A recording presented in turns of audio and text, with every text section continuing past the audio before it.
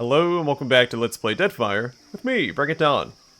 Before we leave, I want to use our last mythical Ondra stone, and I'm going to give it to Aloth, so that all the original cast, excluding Pallegina, has at least one mythic upgrade. I never gave him his scepter back.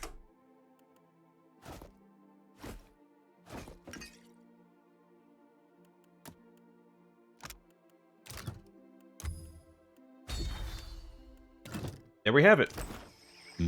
Sure. And now we'll go rest up at the Wild Mare one last time, get my favorite buff, and then sail for Ukaizo. One last adventure.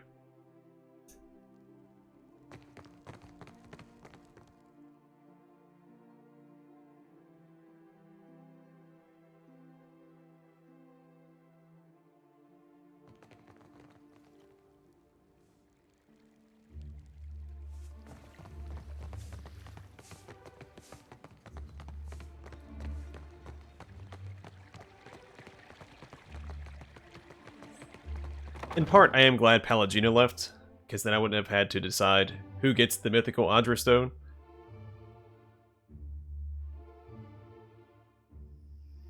I do feel like the one that I gave to Jody was fitting. And invaluable on Spearcaster. Such a great weapon.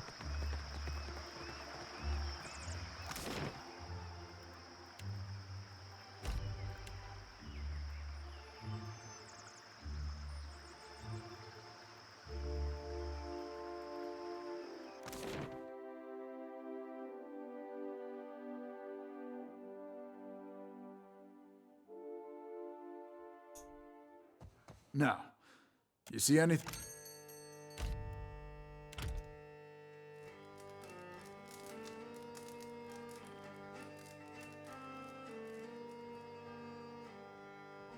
Huh?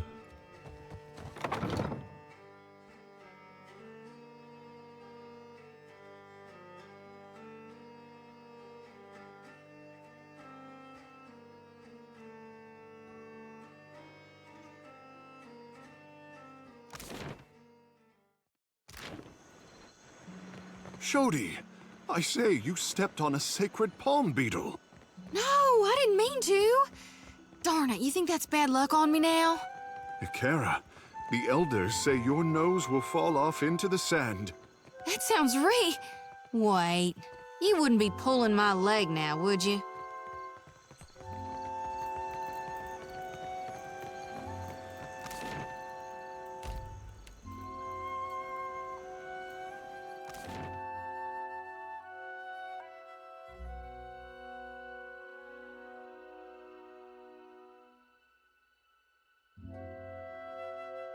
Well, farewell Nakataka.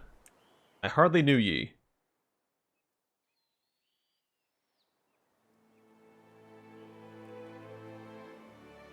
Oh, okay.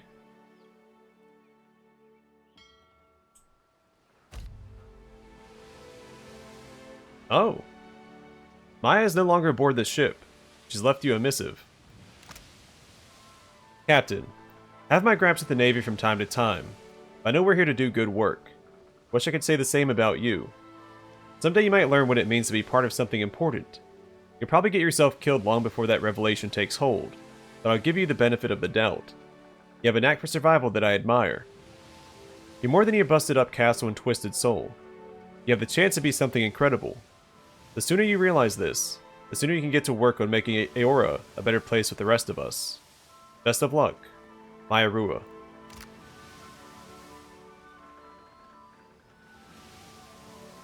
I wonder if Kana would have had the same opinion.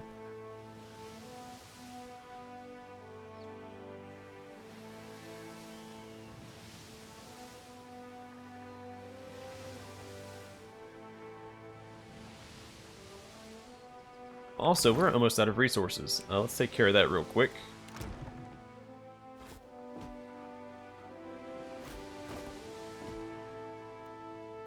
You know what? We're approaching the end of the game.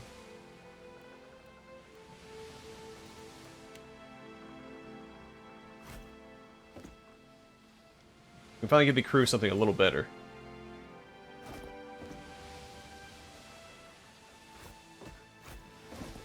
Some tar loaf.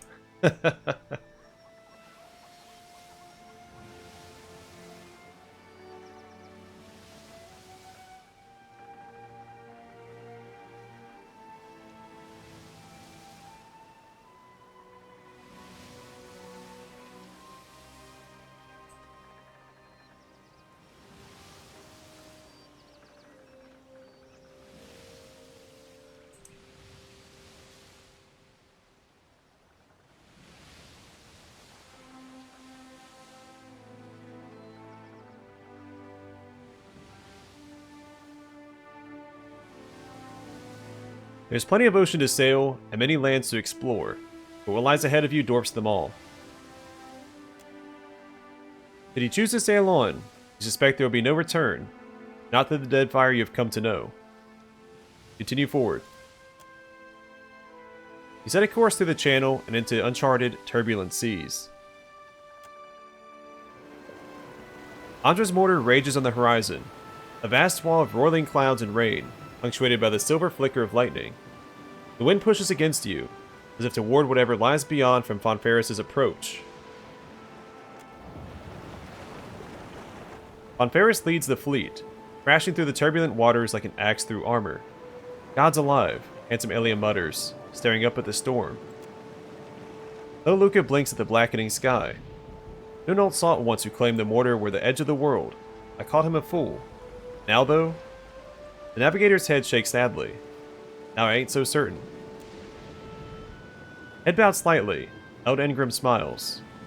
Today is as good a day as any to learn what the gods have in store for us. Crap, Captain, one of the hands cries. Hostile vessels inbound to forward port. With a shake of the head, handsome Elim emits a grim chuckle. Suppose it'd be too much to ask to be let alone out here.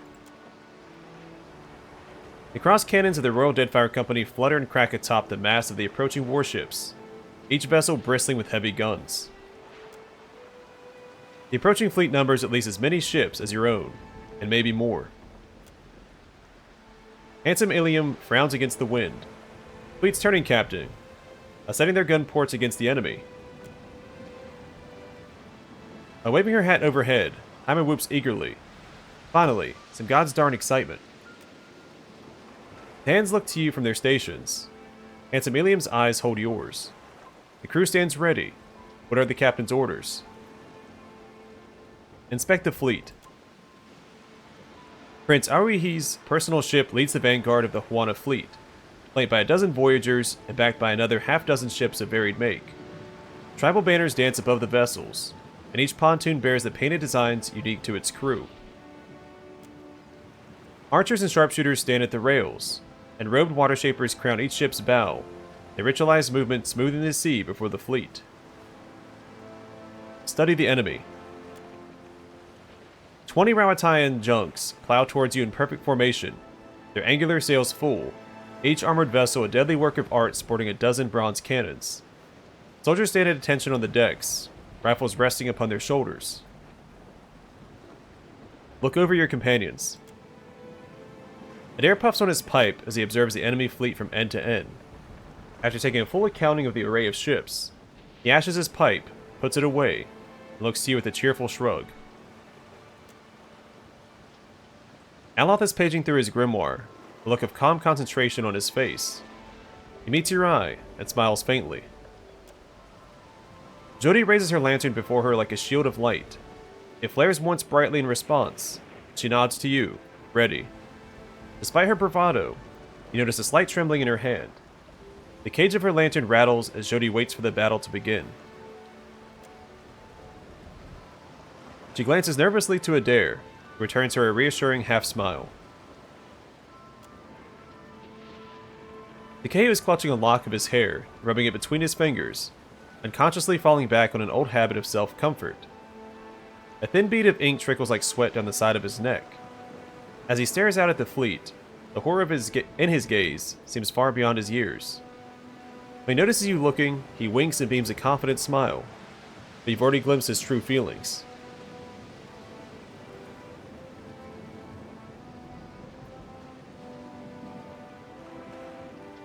All hands to battle stations. We're joining the fray.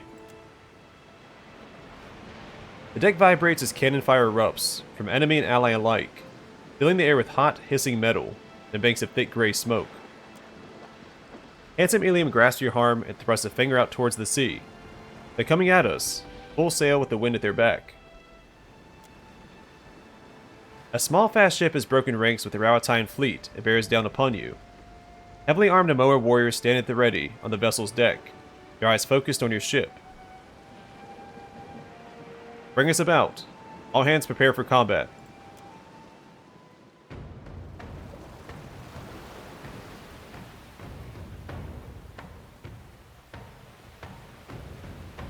I guess it won't let us board.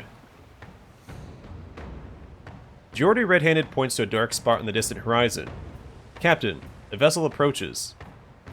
You squint to the horizon and see unfamiliar colors snapping in the breeze. The ship draws near, and its crew throws open the gun ports. Yeah, close the board. Give no quarter. Charge. The crew mutters nervously as you give the order to charge. Bonfaris will be exposed to raking fire and risk of casualties. Continue sailing onward.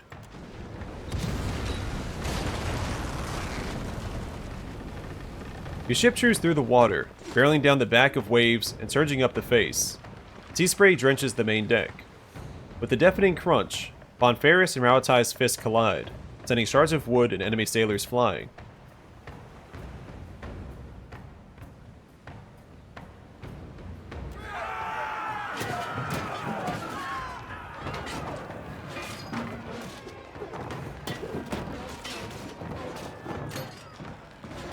With a rousing cry, the crew throw grappling hooks and boarding planks across the gap between the two ships. They stream onto the ship's deck, weapons at the ready. The stunned enemy crew rally and meet your sailors with a resounding boom of gunfire and clang of steel on steel.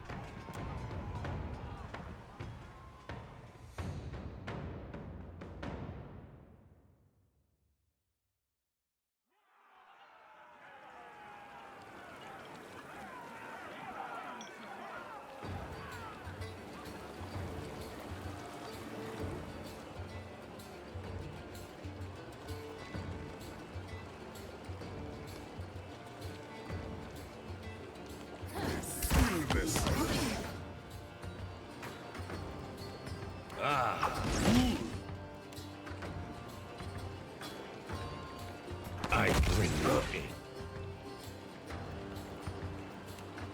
Lavaru beyond sick.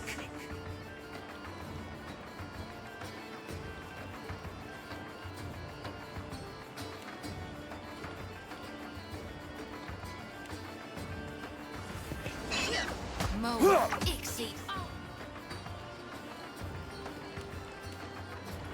That's not very. Go with it.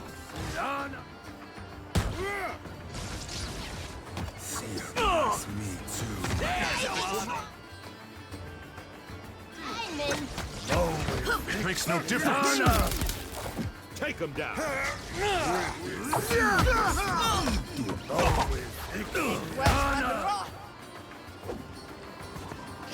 Go with it.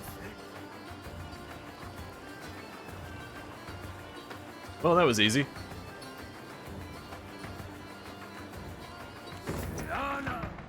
Which, after the Mega Boss Gauntlet, most of this is going to be pretty easy.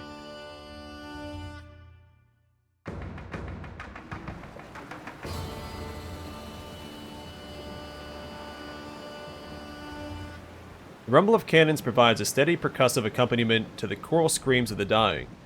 The deck pitches and rolls with the twisting of the sea, and smoke drifts lazily across the choppy waves. Ondra's mortar turns to the east, the shifting clouds and shimmering curtains of rain hypnotic.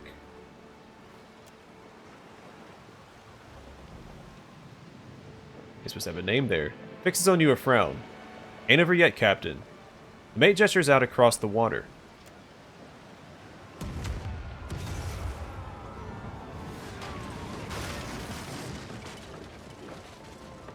A pair of colossal galleons flank Prince Aruihi's Voyager. As the mercenary ships close on your ally, they pound the smaller vessel with repeated rounds of cannon fire. Ogre corsairs wave heavy clubs from the galleon's decks, impatient to board the Huana craft. Arihi's ship is about to be overwhelmed. Your orders, Captain. Takeu swallows and turns to you. Bring us about. Have the cannons readied. We're taking on one of those galleons.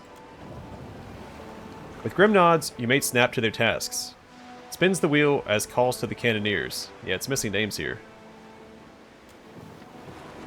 Onferris turns, barreling towards the ogre-crewed galleons in the hope of offering your allies a reprieve. You might want to leave my allies behind.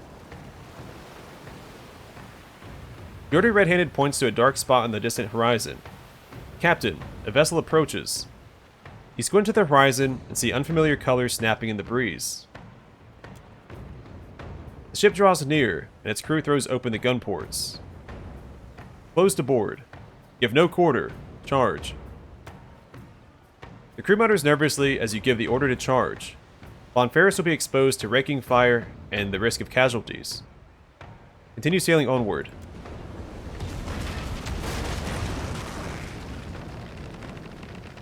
Your ship chews through the water, barreling down the back of waves and surging up the face. Sea spray drenches the main deck. With a deafening crunch, Onferris and the Scourge of Abbott collide, sending shards of wood and enemy sailors flying.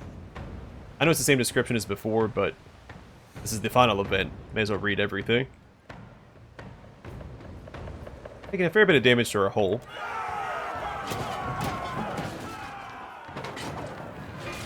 With a rousing cry, the crew throw grappling hooks and boarding planks across the gap between the two ships. They stream onto the ship's deck, weapons at the ready. The stunned enemy crew rally and meet your sailors with a resounding boom of gunfire and clang of steel on steel.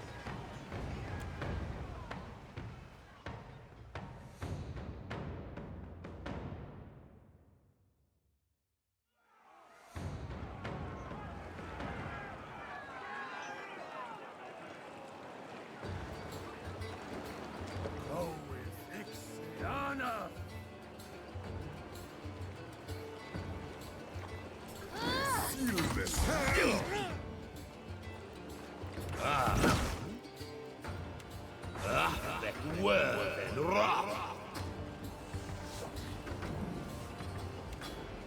This I cannot do.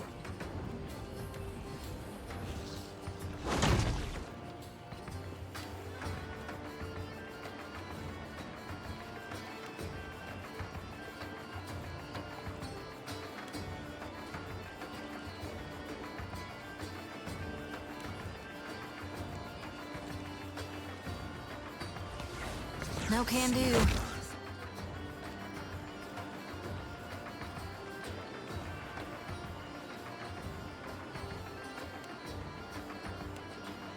Smoke.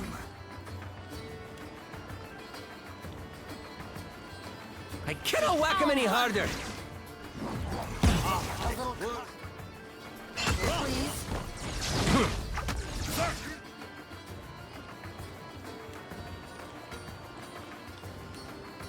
Alpha Predator!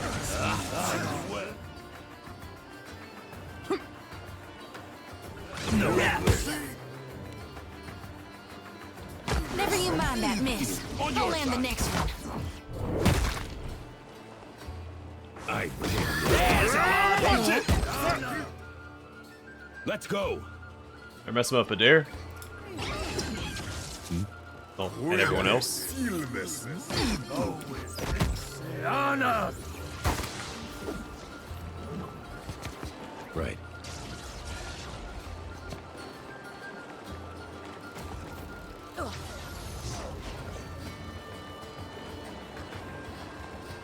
I think this is Seraphin's doing.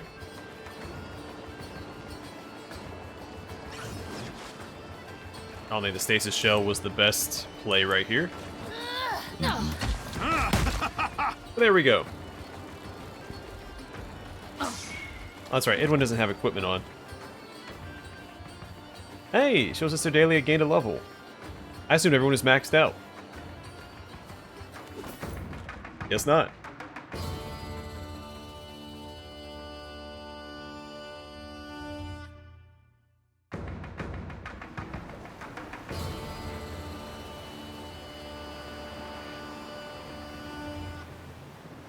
The rising winds do nothing to clear the obscuring haze of choking smoke. Popping gunfire punctuates the timpani roll of cannons. The shouts of desperate sailors vie with the screams of the dying. Enemy and ally alike disappear into the morass, which glows from within, illuminated by burning wrecks.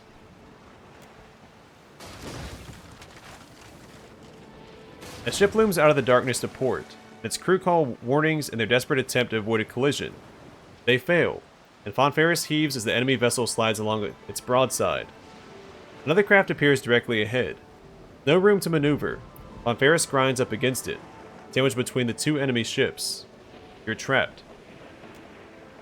Donald, we're being boarded, Aloth calls. Pouring out of the haze, a squad of Rauatain troops cross the collected decks, firearms at the ready.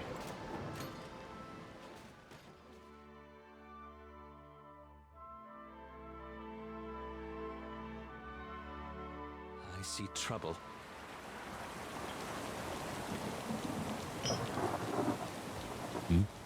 Sure. Enemies ahead. Oh, we have Juana sailor allies, okay. But not the rest of my crew. Not happy. There's a Rauatain! Sure.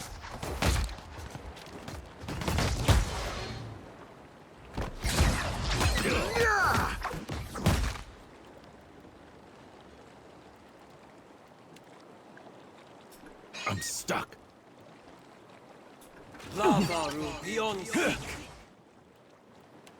That would be enough. Atheth worth and rough.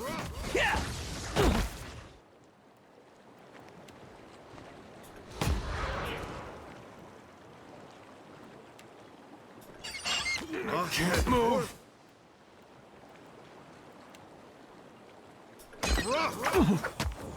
Say it! This does not work. Good job, guys. What now?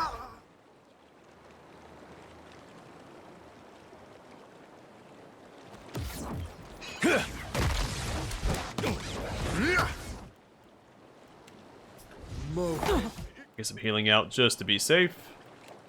Siana. How good, I say. I got interrupted. Better than that.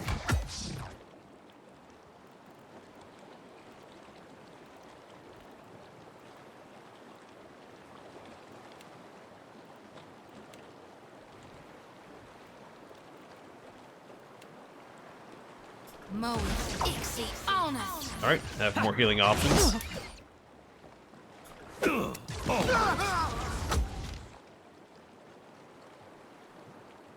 Also, I think I want his other weapon equipped.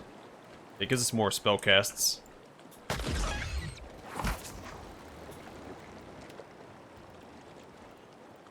got really quiet. It's no battle music playing. Never you mind that. I'll land the next one.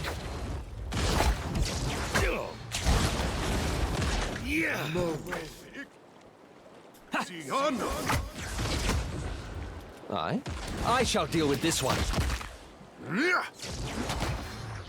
Take him down.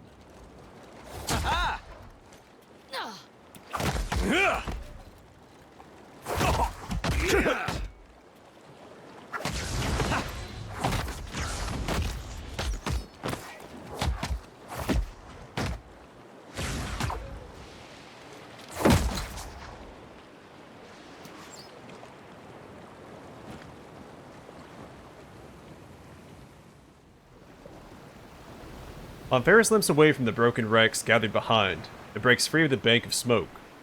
In the distance, Ondra's mortar rages, nothing between you and your goal. To aft, the Deadfire Company's fleet lies scattered and broken, the remaining junks fleeing west towards Mogren's Teeth and Sayuka beyond. Ragged cheers rise from your allies and compatriots.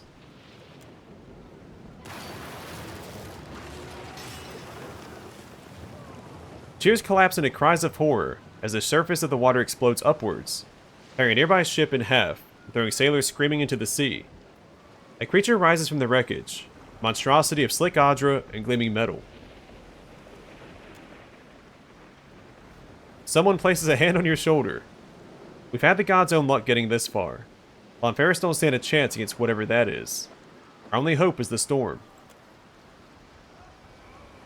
Captain, I say we must drive it away from our allies, even if that means...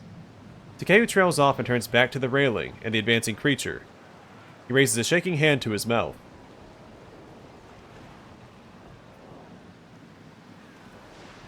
Fire everything we've got left at that thing. Maybe we can give them a chance.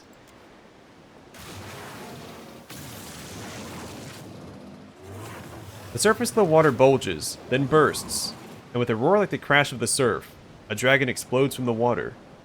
The familiar scaled form of Sciorielephus sweeps low, wings outstretched just above the white-tipped waves, before spraying its briny breath over the metallic monster. Oh, so the dragon... Okay, he did say he would come and help us, didn't he? The dragon we rescued underneath the Water Shapers Guild.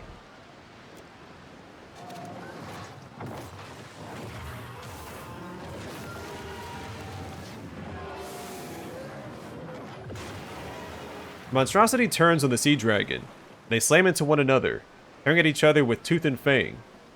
Essence pours off of the pair as they pound one another with their abilities at point blank. Go. Now, while I hold the attention of these beings. Sciorielephus, voice echoes among your thoughts. Our debts are cleared, Watcher.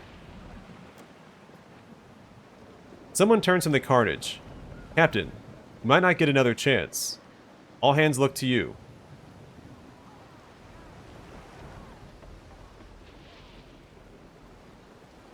We've come this far. There's no turning back now. Someone nods. Sometimes the only way back is forward, to make calls across the deck. All hands to stations. Time to show the gods what Ferris be made of.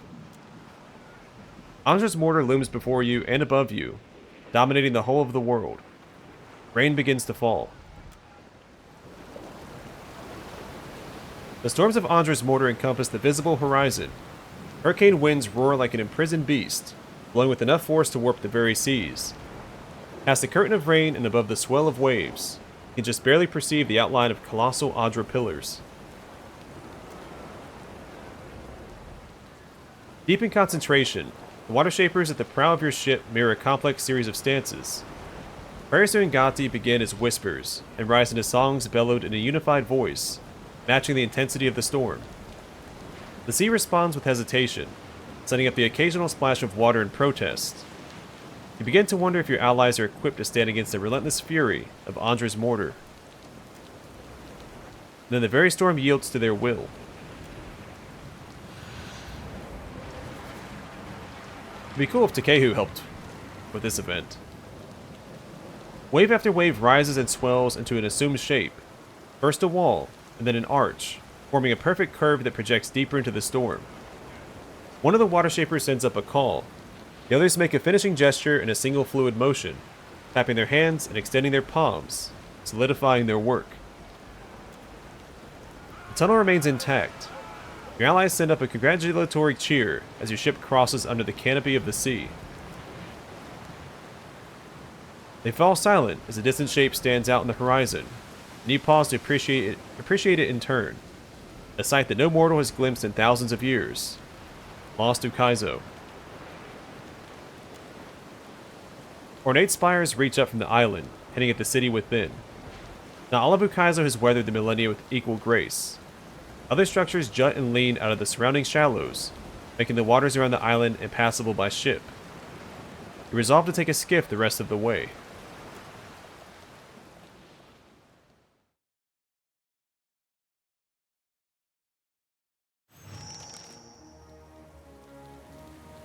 This is not going to be a peaceful venture, is it?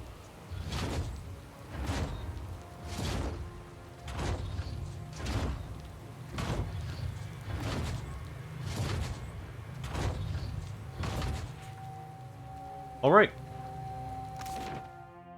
I'm going to call it here. Next time, we explore Ukaizo. But for now, thanks for watching. I will see you guys in the next one.